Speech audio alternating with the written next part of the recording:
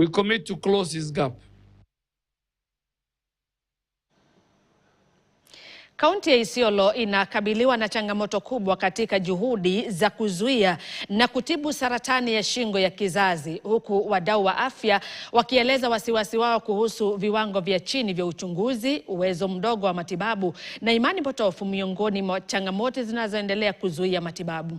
Kwenye mkutano na washikadau kuhusu magonjwa yasiyoambukiza, maafisa wa afya walionya kuwa kaunti hiyo iko mbali sana na malengo ya kimataifa yaliyowekwa na shirika la WHO.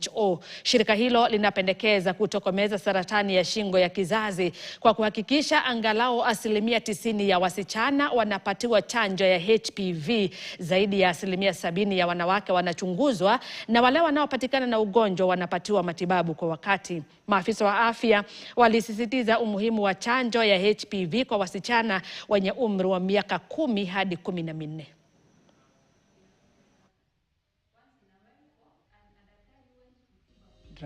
Our political leaders, our women leaders, our religious leaders, all our other stakeholders, parents, teachers, all caregivers, to really take this agenda forward so that we'll be able to eliminate cervical cancer and increase our coverage for HPV vaccine.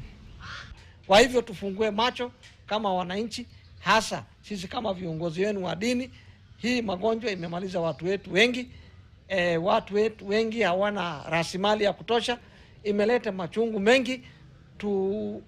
Tufanye hima, twende tuangaliwe. Serikali, mambo ya wahuduma personnel waangalie vizuri. Mambo ya pili ni mambo ya madawa.